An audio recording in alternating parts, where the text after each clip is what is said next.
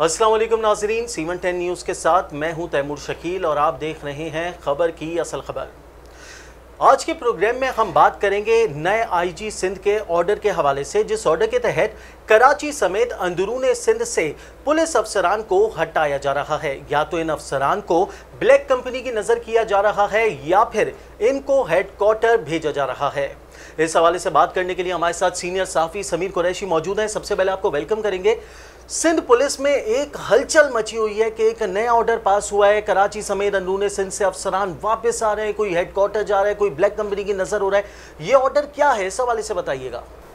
जी देखें, ये वाकई एक ऐसा ऑर्डर जारी हुआ है जिसने सिंध पुलिस में एक हलचल मचा दी है और ये हलचल यहीं ख़त्म नहीं होगी, ये काफ़ी बढ़ेगी।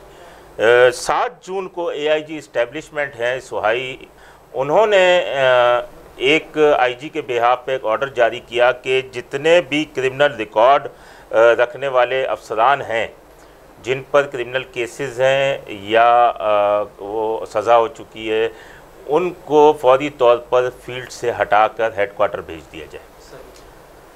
इस लेटर के बाद जो है आज से ये सिलसिला शुरू हो गया है। हैदराबाद से 63 इंस्पेक्टर से लेकर सिपाही, जिसमें नामी गिरामी बाअसर इंस्पेक्टर जो हैं, जिसमें नियाज पंवर है, इमरान शेख है, एजाज मेसन समेत दीगर शामिल हैं, उन 63 जो इंस्पेक्टर से सिपाही तक हैं उनको हटा दिया गया।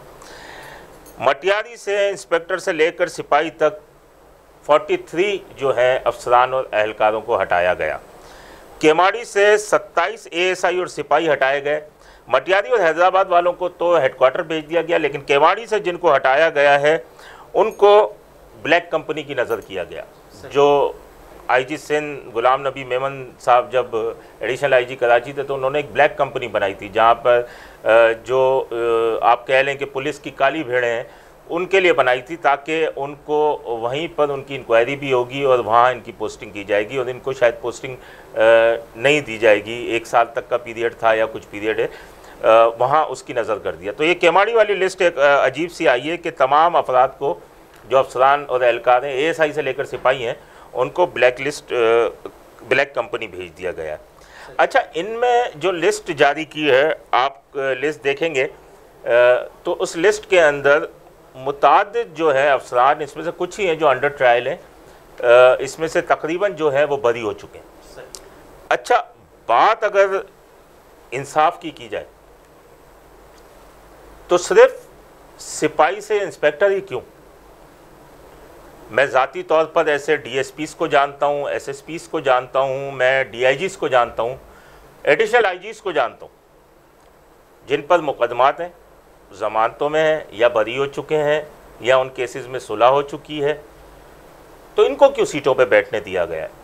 क्या ये वो कहते हैं ना कि ये जो थे सौतेली माँ से थे, जिनको एक बिल्कुल ही नाइंसाफ़ी का शिकार कर दिया गया। और जब अभी वो मुजरिम साबित ही नहीं हुए, लेकिन आईजी साहब का फरमान ये है कि जो जिनका भी चालान हो चुका है उनको सीटों से हटाया जाए। तो ये सिर्फ पुलिस के अंदर ये सिस्टम किया गया है। इनके आला अफसरान जो हैं वो तमाम, जो SP से लेकर DSP, SSP, DIGs, additional IGs, ये अपनी अपनी सीटों पर बराजमान है।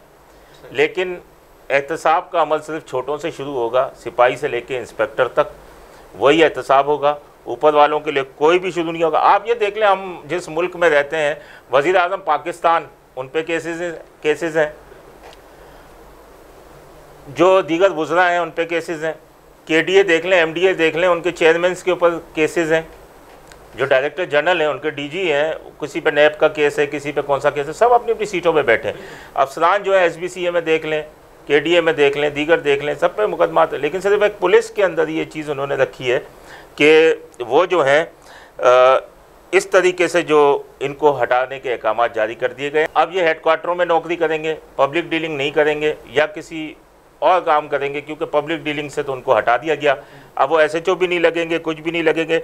और अब इस तरीके से अगर ये जारी रहा सिलसिला तो सिंध से कोई 7-8 हज़ार की पुलिस अफसरान और एहलकार तो हट जाएंगे। सही, मैं आपसे ये जानना चाहूँगा समीर साहब, अचानक कैसे ख्याल आ गया नए आईजी सिंध गुलाम नबी मेमन साहब को ऐसा ऑर्डर निकालने का जिससे सिंध पुलिस में भी शोर मचा हुआ है? अचानक क्या ख्याल आया? देखिए, ये ख्याल क्यों आया, कैसे आया, और एकदम क्यों आया, क्योंकि ये जो थे 2-2 ढाई साल से अफसरान और 3-3 साल से अफसरान और एहलकार सिंध में लगे हुए हैं और बाअसर भी हैं, सिफारशी भी हैं, पीपल्स पार्टी की उनको हिमायत भी हासिल है। और जब पीपल्स पार्टी की हिमायत हासिल है, आपको अंदरून सिंध का मैं बताऊं सिलसिला, ये हैदराबाद से लेके आगे की तरफ आप चले जाएं, आप एक हेड कांस्टेबल को हटा के दिखा दें, आप एक हेड कांस्टेबल को हटा दें तो आपको सीएम से लेके और वजीरों तक के मैसेज आ जाएंगे कि इसका ख्याल रखना।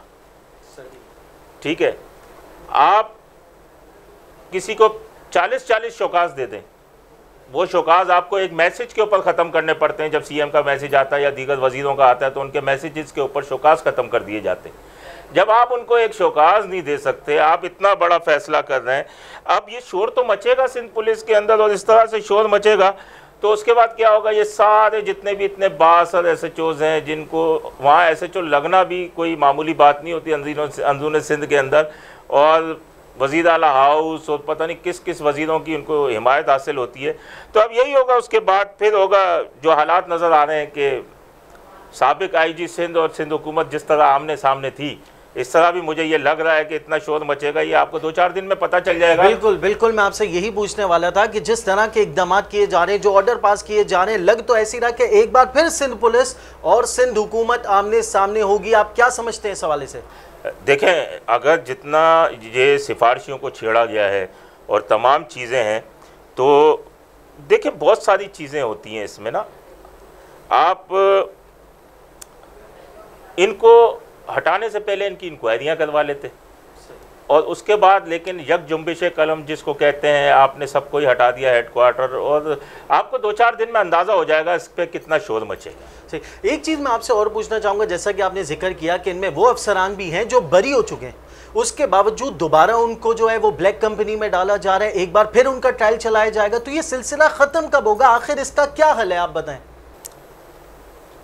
देखें, मेरी तजवीज़ है, मैं एक कोई आला पुलिस अफसर तो नहीं हूँ, लेकिन एक तजवीज़ है मेरी कि इस मामले में जल्दबाजी ना करें जिससे शोर मचे, जल्दबाजी ना करें। देखें, मैं आपको बताऊं कि एक जुर्म में अगर 100 अफराद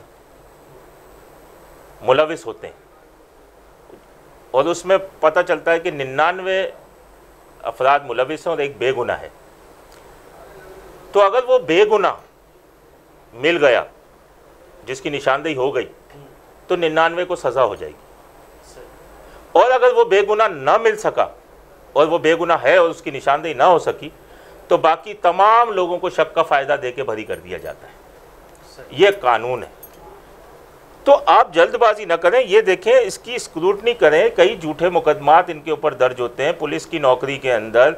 22A का मुकदमा होता है, 22A कोर्ट से ऑर्डर लेके आ जाए, मेरी किसी पुलिस अफसर से दुश्मनी है, मैं 22A ले लूँगा कोर्ट से जाके उसके खिलाफ FIR करवा दूंगा।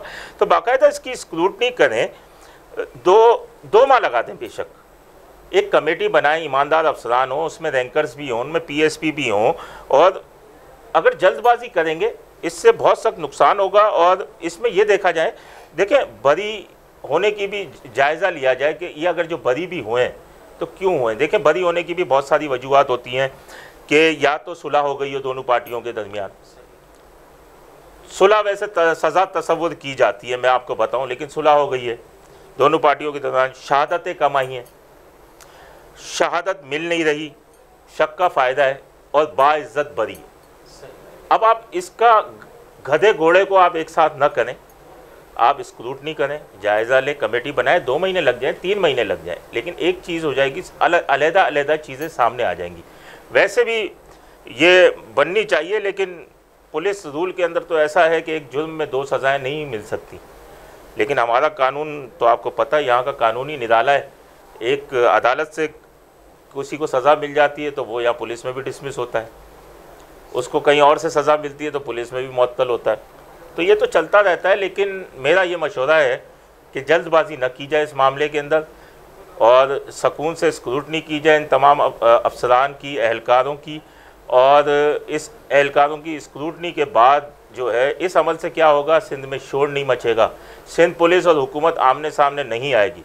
और अगर आपने यही करना है, सबको हटाना है, तो आप यही चीज़ DSP से लेकर एडिशनल IG तक भी करें, ताकि सब बराबर हों। क्योंकि वरना मैं आपको ये भी बता दूंगा कि किस किस पे कितने कितने मुकदमात हैं और किस किस में क्या क्या है। सबको इंसाफ करना चाहिए इससे, वरना मैं आपको बताने को तैयार हूँ किस DSP पे कितने मुकदमे हैं, किस DIG पे कितने मुकदमे हैं जो बरी हुए या ज़मानत पे हैं, SSPs कितने, तो सबके साथ एक साथ किया जाए, इंसाफ का अमल साथ रखा जाए।